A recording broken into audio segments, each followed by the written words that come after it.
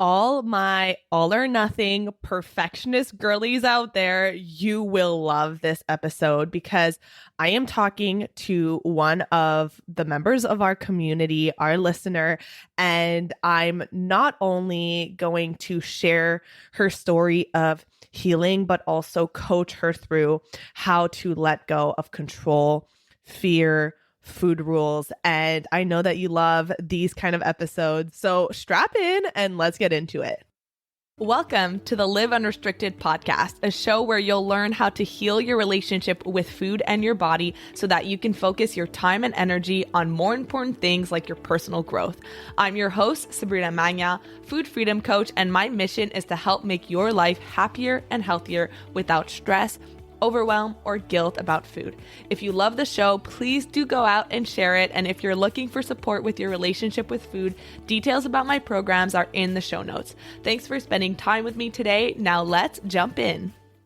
Hi, my friend. Welcome back. I'm so glad you pressed play and just thank you for being here. Thank you for taking this time to listen to something that is going to help you grow and heal and feel better. And you're about to hear in this episode, we're really talking about how you can feel more good in your life, more peace, more calm, more sense of presence. Like that was really a major theme in this hybrid coaching / inspiration conversation that you're about to hear with one of the members of our community, one of our brand new Food Freedom Academy members, Amanda. And she was just so gracious in being willing to come on and share her story and some of the challenges she's experiencing. And I couldn't help myself. I wanted to go into coaching mode because you know that that's what I love to do.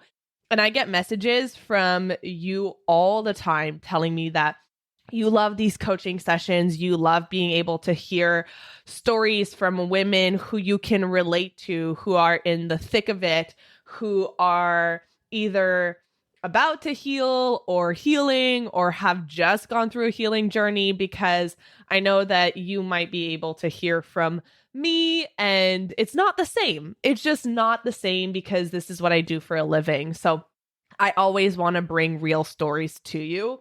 And before we go into this beautiful coaching session where we talk about a lot. And I know that so many of you are going to be able to relate to some of the things that Amanda shared. This feeling of pressure, of shoulds, of looking externally and being drowned out with all the noise and the conflicting opinions and the 400 different paths that you can take. And then you do one thing for 2 days and then you give up because you're frustrated and you're like, this doesn't work for me. And you lose all sense of self-trust. And this is really something that if there's one thing that's going to help you come home to yourself, is learning how to trust yourself. And learning how to trust yourself, not just with food, but with any decision you make in your life, because you are unique. You are a beautiful, unique snowflake, and we all have a different path that is in alignment with our highest purpose. And if you look at other people's path and you try to copy what they're doing, then you will lose sight of what is right for you. And it's hard, right? Like it's really hard to pave your own path, to do something you've never done before, that maybe no one else has ever done before. And if you're feeling this sense of being lost or not knowing what the next steps are, you're doing the right thing because it means that you are paving your own path. I know for me personally, I have made unconventional choices in my life that go against what a lot of people deem as the quote unquote right way to do things. I decided to not go the corporate route or the quote unquote safe route of being employed and working for a company or working for someone else. And I decided I want to do my own thing. I want to start my own business. And in my family, where there's accountants and firefighters and people who work in tech and in construction, like that was different from the rest of my family. I also don't want kids, which is very, very different. And please don't come out at me and judge my choices. I know what is right for me, and it is something that I thought about for a very long time. And I've talked about it on the show when Luke and I did a podcast episode together a few months ago. And I know you guys love that episode. So I don't want kids. I don't drink alcohol. I just have a different path. And the thing is that all the choices I've made when I started to come in alignment and trust myself have led to upgrades in my life, in how I feel. I feel so at peace. I feel so confident and self-trusting that I know what is right for me. And I want that for you. Because whenever I'm coaching someone inside Food Freedom Academy in our coaching calls, I always say, I'm not going to tell you what to do. I'm going to help you figure out what is the best path for you. You're unique. You have your unique intuition. And I want you to be able to trust that, to listen to it, to take aligned action that makes you feel at peace, that makes it feel like finally things are clicking. And I'm not doing things from a place of pressure, from a place of shoulds. I'm doing things because it's what I want to do. It's what makes me feel good. And it's what's in the highest good for me. And what is in the highest good for you is in the highest good for all. So you have that to look forward in this really, really amazing conversation with Amanda. A few updates about my life. I've been enjoying the heck out of this summer. Truly, I am feeling just so at peace and detached, and I'm working a lot on letting go of fears, which is something that we talk about in this episode as well. And we just have such cool updates that have been added to the Food Freedom Academy. I've incorporated AI into the program. And if you're in Food Freedom Academy, I know, I've been getting messages from all of you about how much you love it. It's called Sabrina in Your Pocket. I love the name. It's just so fun. And it's been trained on hours and hours and hours and hours of my own methods, everything that I teach inside Food Freedom Academy, my voice, my strategies, my tools. And so it's literally like having me to text and ask for advice and ask for next action steps 24/7. It's so cool. It is so thorough. And so let's say you're someone who's like, I can't stop binge eating at night. You literally open Sabrina in Your Pocket and it will help you uncover why it's happening. And oftentimes it's things that are outside of your awareness, helps you uncover why it's happening. It will ask you further questions to help you dig deeper, to get more clarity on the root cause. And then it's going to tell you what to do next. So action steps, specific trainings or worksheets to check out inside Food Freedom Academy. So if you're a member inside the program and you're not using this feature, please, what are you doing? What are you waiting for? Use it. But I know most of you are and are loving it. If you are not a member inside Food Freedom Academy, but you want to be, then head to the show notes, sabrinamagna.com / oh my goodness, I think it's FFA or / academy. I probably should have checked what the URL is before. So just go to the show notes. It's there and you can join us on the inside. But we just had a lot of cool new features and additions, and I'm not done. I'm always looking at how can I make this more fun, easier, faster for our members. So if you're a member, you have that to look forward to. And there's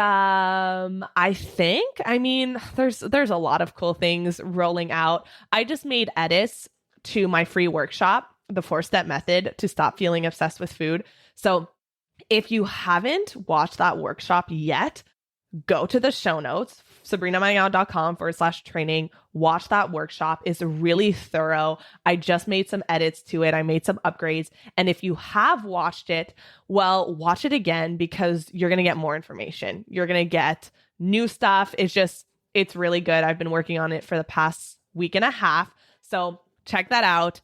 And I know that you're dying to talk to Amanda. So without further ado, let's learn how to let go of control, have more self trust to come back home to ourselves. All right, Amanda. Well, thank you so much for being here. As I was telling you before we started recording, people love hearing stories from real people who are in all different stages of life and who are either in the thick of healing their relationship with food or who have just gone through the journey. So, thank you so much for being here.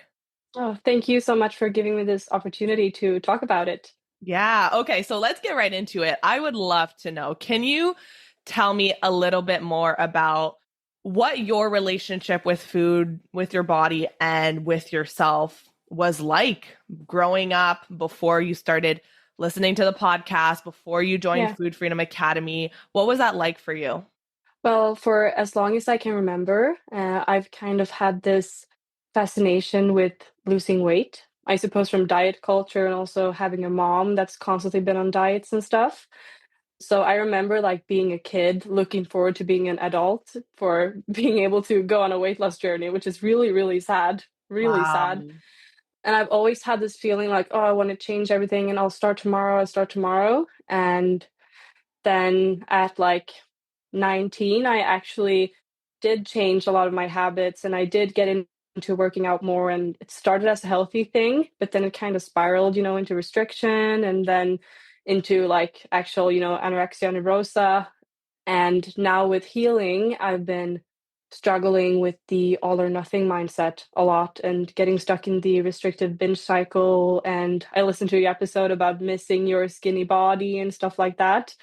Um, so basically, just a very much fundamental fascination with trying to be as skinny as possible since I was a Mm. kid, and now struggling to live this lifestyle I love because I love working out and I love healthy food. But then, yeah, just constantly like feeling out of control. I would say like that I can't trust myself around it anymore because I go too far or yeah, fall off the wagon. Typical the vicious cycle. Yeah. Wow. So you growing up were looking forward to becoming an adult so that you can start dieting and start Yeah. losing weight. So you mentioned that briefly that your mom was dieting. So do you think that that contributed to the beliefs, the thoughts that you held around your own body growing up?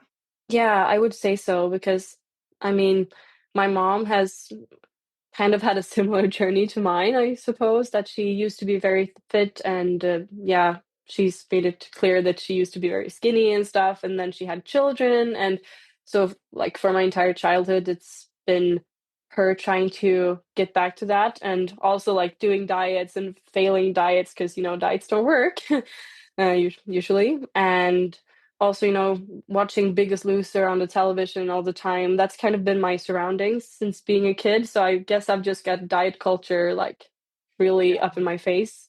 Yeah. Oh, the Biggest Loser era. I was Yeah. there too. Yeah. And what do you think were the beliefs that you held around your own body that made you feel like, oh, I can't wait to be able to start losing weight and to change this body? I think I associated it with like finally feeling happy about myself or like, okay, then I'll be content and then other people will like me more and just feeling like I've achieved something, like the Okay. ultimate achievement, sort of. You associated losing weight to happiness and Yeah, success and feeling like you've achieved something. And you yeah, started your first diet at 19, is that what you said? yeah. And that was kind of the thing. I've always been, like, oh, I should stop sugar tomorrow, and I'm going to cut this out ever since I was, I don't know, yeah, a kid like 10. And I guess being 19 is when I finally did it. Mm, And like succeeded in that. I don't want to use that word because it spiraled into something bad, but you know what I mean. yeah. That's when I actually acted on it for like a consistent time. Okay. And What was your relationship with food like prior to kind of that initial diet at 19 years old? Did you feel like at that time when you weren't officially dieting, there was still guilt, shame, obsessive thoughts, losing control, or it was mostly tame and normal? I would say for a long period of time, it was pretty normal. Just these kind of like thoughts about my body and like, oh, I should do this and that. Then during COVID, I gained some weight, like being very still and stuff. And that's when I wouldn't call it binge eating back then, but like mindless eating. I was eating a lot of like, quote, unhealthy foods, like in large amounts. And I feel like that's when I lost a trust for my ability to like have a normal relationship with food. When I Mm-hmm. just started, I couldn't really trust my hunger cues and stuff anymore. I was just like, I don't know. Yeah, I kind of lost my sense of yeah, control around it, autonomy. Yeah, what a important word and that feeling of self-trust. This is something we talk a lot about in the program is that diet culture is really good at disconnecting you from this sense of self-trust. It Yeah, wants you to give away your autonomy, give away your sense of independence around food so that you're always looking outside of you. What yeah, are other people telling me is the good or bad food? What should I be eating? How much should I be eating? And that sense of self trust is something that is part of every area of your life. And that intuition, being able to listen to that intuition and follow the messages from your intuition, it doesn't just affect food in your body. When you stop losing trust in yourself around food in your body, then you stop trusting yourself in other areas of your life. I don't trust myself to follow through on this. I don't trust myself that I can follow through on the words that I say, the promises that I make to myself. And so, what was that like for you to feel like you just couldn't trust yourself anymore? yeah. I'm nodding my head so much because I'm really resonating with what you're saying because I've been feeling like I don't want to say crazy, but all these you should do this, do that, like on TikTok and all over the place, and also with this specific issue and looking into intuitive eating and stuff. There's so much information, and some people say do this, lift heavy weights, or don't, you'll get bulky. There's so much information, so, like during these last few months, I feel like I've been constantly trying to try new things, but not in a good way, more like in a chasing the solution way. And I've been very desperate and stressed, and I've lost focus on what actually works for me and what's actually fun for me. Just been trying to, you know, oh, now I'm going to do this and this is going to make everything better. And then you do it for 1 week and you feel great for 2 days. And then you're like, okay, stuff it. Nothing works for me. I'm back here again. Yeah. The analysis paralysis is so real. And I remember when I first started my business years ago, I was in that same space. I hadn't gotten support from coaches yet, and I was just trying to look for all of the free stuff. So I was Yeah. signing up for the challenges and the freebies and the PDFs and following like 100 different accounts. And then everyone is telling you something different. And you feel like this rabbit that's chasing 100 different things. And Yeah. when you're chasing 100 different things, like you said, you do something for 2 days, you're like, oh, F it, it doesn't work. And then you go for the next thing and you want all of these things of like this fix me energy. And all Yeah. that does is it makes you feel dysregulated, makes you feel stressed and anxious Yeah. and really hopeless, thinking there's something wrong with me because nothing works. Yeah. Definitely. That's totally how I feel. Yeah. So you mentioned something important, which is I lose track of what works for me, what's Yeah. fun for me. And I want to Yeah. stick on that for a second because this is something that I talked about in last week's episode of the podcast, and I want to reiterate it. When you're in this space where you feel like you don't know what's quote unquote right for you, and you're looking outside of you, and everyone is telling you something different. You should do this. You should live this way, right? Like you feel like you're being given this blueprint for your own life without the understanding that everyone is so different and Yeah. your intuition, your gut is always, always speaking to you and being able to tune inwards. And most people don't do this, right? We don't tune inwards. We don't ask ourselves questions. We don't Yeah. feel into, okay, but how does this feel for me? And if I do this, what is that going to lead me to? Is it going to lead to something positive? Is it going to lead to something negative? So when you talk about what works for me, what's fun for me, I lose track of that. If you shut out all of the noise, all of the external BS that's being thrown at you, and you just tune into that, what works for you, what's fun for you, what is that for you? Well, I would say I'm a horse rider. I own my own horse. So Cool, just cool. yeah, spending time outside with my horse, like riding in the woods, coming home, going for walks, doing yoga. I like meditation as well. Like all of these, I really enjoy all these health routines. Going for runs as well, spending time with my family, reading. These are things I really love to do. But then I think they've kind of turned into musts as well, like something to check off. And then you also with the gym culture, I've been like, oh, I really want to do that more, but then it doesn't feel really good for me. And then I'm like, oh, but I should. And then, you just lose your confidence kind of. So Mm-hmm.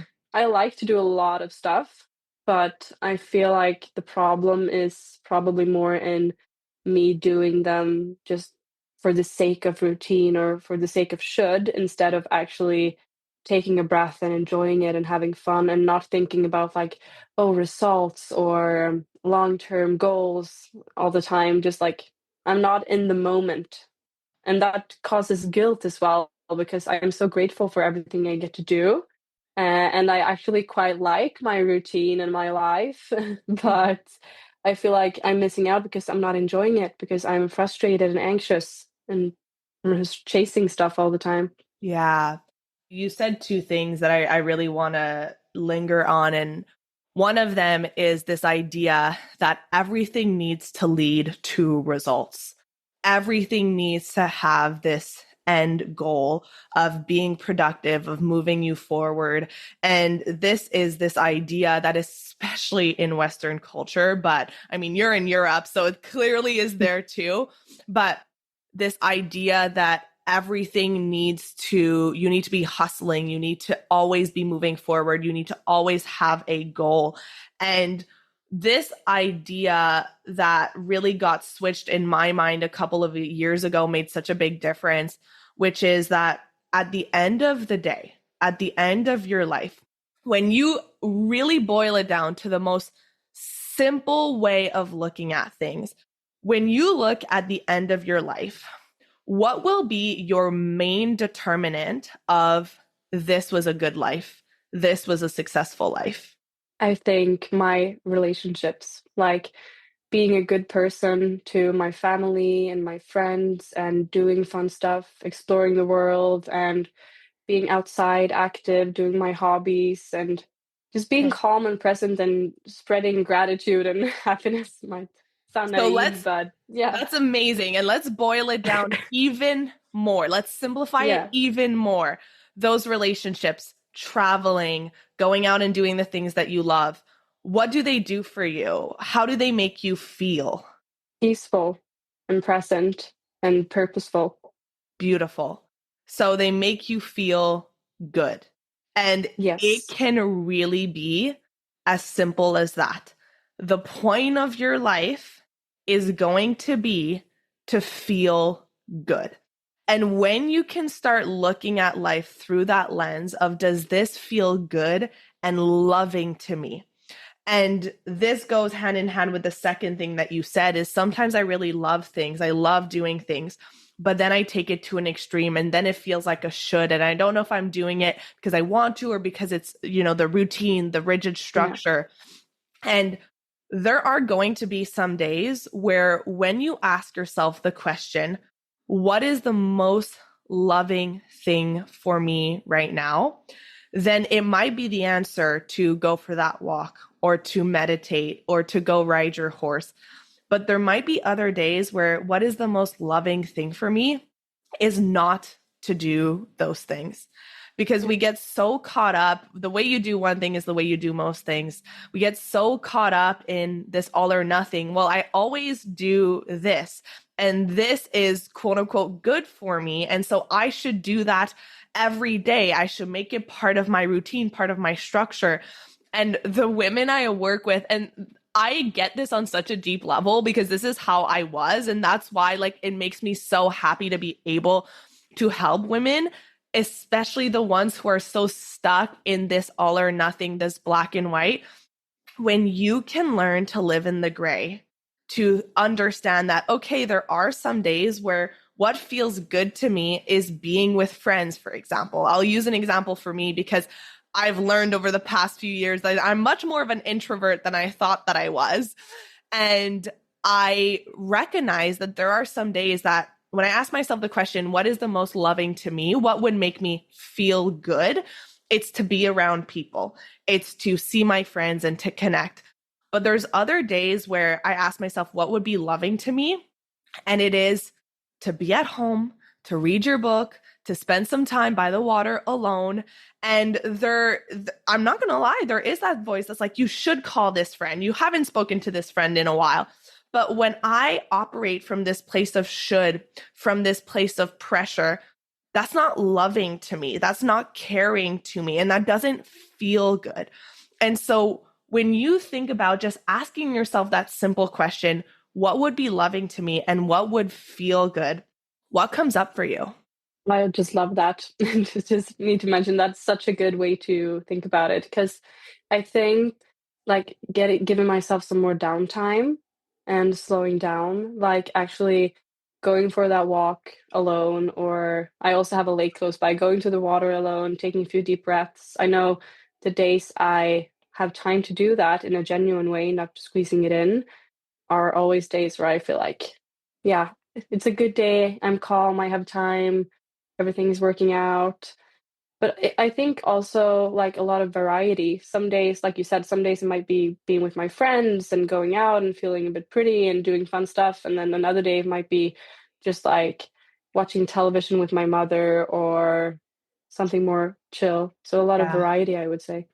absolutely. And at the end of the day, when you can prioritize the state of your nervous system, right? And you can ask yourself, what would make my nervous system feel good, feel calm, feel present? You use that word a lot, present. And what Yeah. happens is when you're in this constant chasing of goals, chasing of productivity, chasing results, then I know so well that you live in a constant state of anxiety and stress. You're Yeah. always living in the future. You're always thinking about, is this going to be the quote unquote right thing? And everything needs to be about the doing. And what's really interesting and so counterintuitive, and you will really only know through like an embodied lens that this is true. When you are in this constant chasing, you actually slow yourself down. You slow your progress down. You slow any kind of quote unquote results or goals or things you want to achieve in your life. You slow them down because when you're dysregulated, when you're in this fight or flight constantly, or in freeze, where in freeze, you're just not able to do anything because you're frozen with all the different options and you procrastinate, what happens is that the part of your brain that can think clearly, that can be productive, that can focus, that can have creative ideas that are going to help you align with the life that you're meant to live, that part goes offline. And I'm sure that you've experienced that before when you're in this like frantic energy of looking Yeah. outside of you, what's the right thing, and moving from one thing to another, you end up being stuck because you're not able to access that part of your brain that can think clearly. Yeah, exactly. And that's how I feel a lot of the time because I have a lot of stuff on my plate. And like I mentioned earlier, like takes away a lot of the gratitude as well, because especially if you enjoy doing all these things you're trying to squeeze into one day, and then you end up feeling ungrateful because you went through the entire day feeling anxious and frustrated and not actually like being your present self and with your friends and whatnot. Yeah. So yeah. So let's talk about specifically when it comes to your relationship with food and your body. What are you finding to be the most difficult for you right now in terms of this lens of what can I do to shut off the noise, the constant chasing, the moving from one thing to another, the what should, quote unquote, should I be doing, the pressure, so that you can tune inwards, you can get aligned, and you can ask yourself from this point of internal wisdom, what is right for me? What feels good for me? Yeah. For me, I think it's letting go of the ideal to look a certain way and be so fixated on being super thin or toned, and prioritize, like you said, feeling good, what serves me in this moment, fueling my body. So I have energy to physically do all the things I want to do, but mentally get rid of the food noise and the constant anxiety about food and body so I can actually enjoy a healthy lifestyle instead of constantly overthinking it and analyzing it. Yeah, okay. It's so common, and people get so hyper focused on the food. When you're struggling with food, we get hyper focused on the food, and we don't think about what's going on underneath it and how can we Yeah. dig deeper and how can we get to the root cause. And there's this really big misconception that acceptance of your body, of what your body needs to do when you live a truly authentically healthy life. Healthy means physically, mentally, and emotionally. Oftentimes, we lose sight of what that even means. We Yeah. chase this body that we think is going to make us feel a certain way. And I was like that when I was deep in my eating disorder. It was once I hit this arbitrary number that constantly kept moving, I will feel happy. I will feel healthy. I will feel accepted. And my big moment of awakening was when I was at the thinnest that I ever had been. And I woke up to this fact, this reality that I was less healthy, less happy, less confident, and more alone than I ever had been. And I was forced to challenge this idea that I had created in my mind that getting to this body would get me something that inherently for you is already available. Those things that you want to feel, the happiness, the peace, the acceptance, the health, they are already available to you. And you are blocking those things because you are so focused on this external thing that you think will create that for you. Yeah. Yeah, exactly. That resonates very well with how I'm feeling. Mm-hmm. You're so And wise. I just gotta say, you are. it's It's experience. incredible. Yeah. It's experience. And I'm so grateful for what I've been through because I'm able to know on a very deep level what it feels like. Yeah. And I want to talk about that, the F word that gets in the way of being able to let go of that, right? We Yeah. can understand this all intellectually. And if it was as easy as understanding it intellectually, then everyone who listens to this podcast would be able to hear this and say, oh, great. Yeah. I can have that acceptance. And there is something that will get in the way of you being able to surrender that. And that is fear. And so we Yeah. have to talk about when you think about this idea of surrendering, of saying, I'm going to focus on feeling good. I'm going to focus on living my life, on being present, being calm, being happy, doing the things that I love, that nourish me, that are loving to me. And I'm going to allow my body to get to where it lands, right? Like we can trust our bodies to know when I'm living in alignment, when I'm feeling good, when I'm taking care of myself physically, emotionally, and mentally, my body will land where it needs to land. When you think about doing that and letting your hyper focus on your body kind of to the side, what fear gets brought up for you? Yeah, I think probably the fear of like weight gain and losing control. Like, I know you talk about it a lot on the podcast. Like, it's, the typical all or nothing mindset. Like, okay, but if I let go of all this, maybe I will just never stop gaining weight, even once I reach the set point weight. Like, maybe it will just keep going, and maybe then I will stop working out, and then, yeah, I'll end up miserable in a body I don't like. So, yeah, typical fear of weight gain, I suppose. Okay. So this is so important. This is so good, Amanda, because our brains, they are wired to go to the absolute worst case scenario, Yeah. right? It's a survival response. And what we often do is we let that worst case scenario linger. We choose that fear. We give energy to that worst case scenario instead of pausing and really thinking through that. So let's really walk you through that. Let's say you were to focus on doing things that are loving to you. And this is important.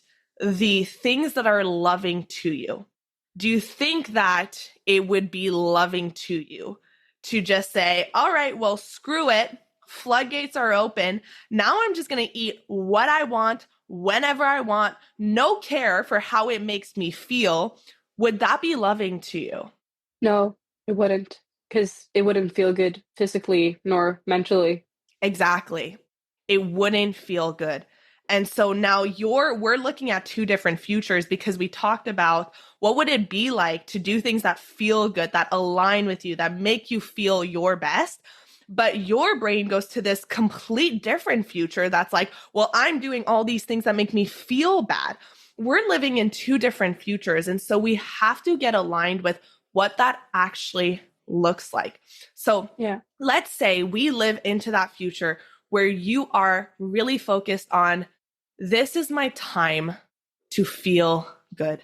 This is my yeah, time to do things that make me happy, that make me feel calm, that make me feel nourished.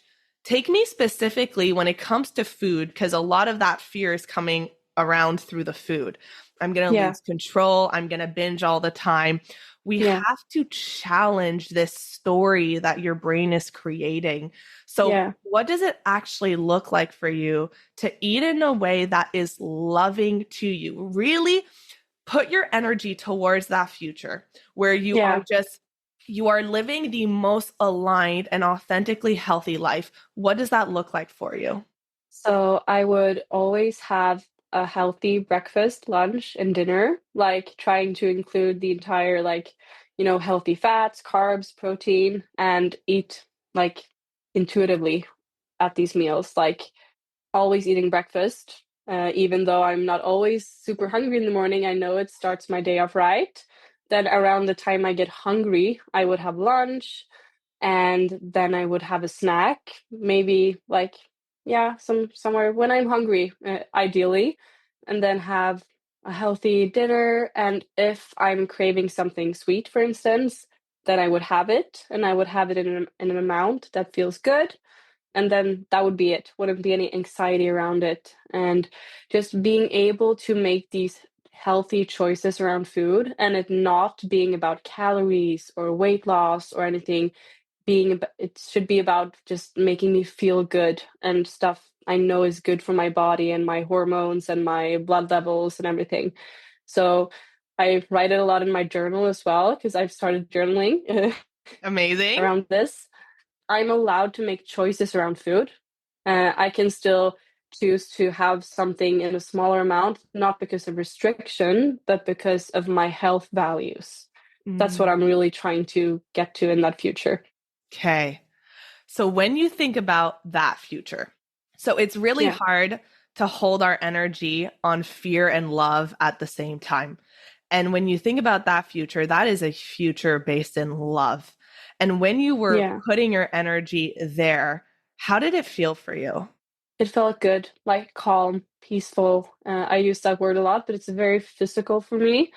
That when I'm not anxious, it feels very like silent and still in my thoughts and my body in a good way, just like inner peace, if I can use a big word like that. Hmm.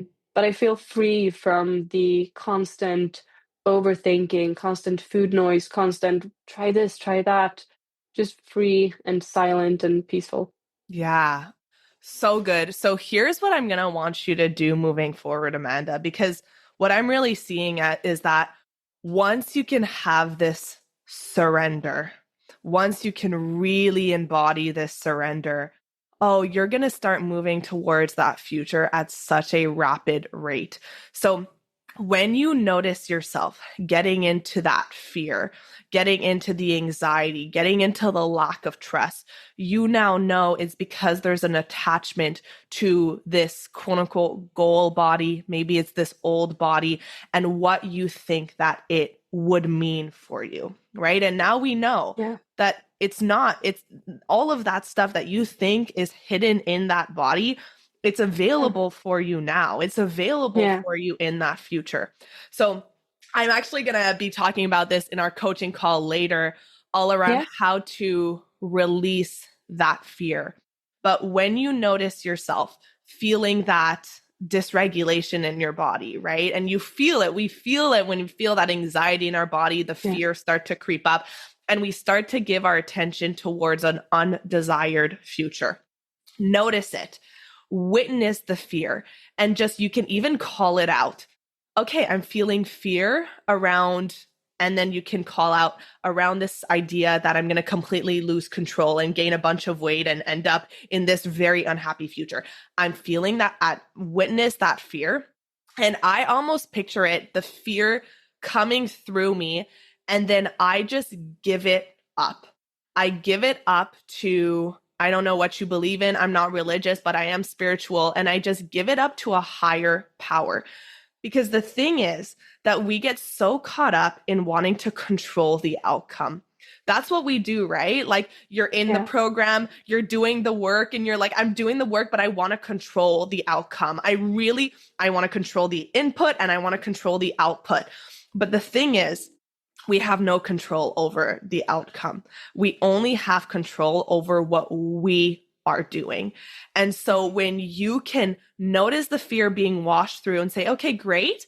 I am doing my side of the work here. I'm doing my side on living my life, on feeling good, on feeling peaceful, on doing things that make me joyful and present. I surrender that fear to a higher power because it's not mine anymore. Because the thing is, when we hold on to the fear, we're not doing any good for anyone. And we think that if we hold on to the fear, then maybe there's something that we can do about it. I'll use an example. I really care about the planet. I really care about the environment. And that is a fear that tends to wash through me, especially with everything going on in the world. And whenever I notice that, I have to ask myself, you holding on to this fear and you putting that vibration out into the universe of fear and doubt and anxiety, is it good for me and is it good for anyone? And the answer is no, it's not good for us. We think there's a part of us that thinks that we have to, but it's not good for us. And so I notice it. I say, okay, I'm feeling this fear. And I know that I'm doing what I can. I'm doing my part. I'm taking care of the planet. I'm doing what I can control. I cannot control the outcome, no matter how much I hold on to this fear. Yeah. And so I'm going to surrender that to a higher power and I'm just going to focus on me.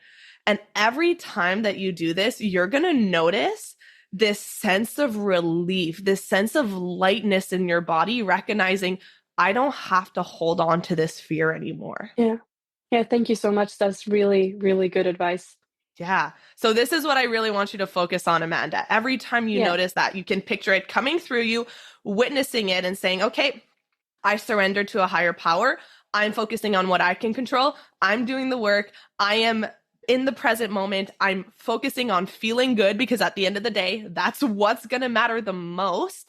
Yeah. And when you focus on those little tiny moments, like for example, this morning I was on a walk, the sun was like rising on the water, and I wanted to sit there and just be in the moment for 5 minutes and just sit and listen to the birds chirping and watch the water.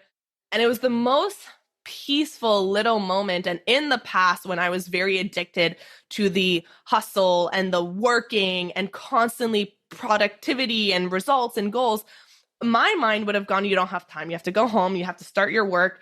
But when you can focus on how can I be more calm throughout the day, the moments that you are working, the moments that you are working towards your goals, towards that aligned life that you want to create, you're going to be focused. You're going to be calm. You're going to have that creativity washing through you because you're not anxious.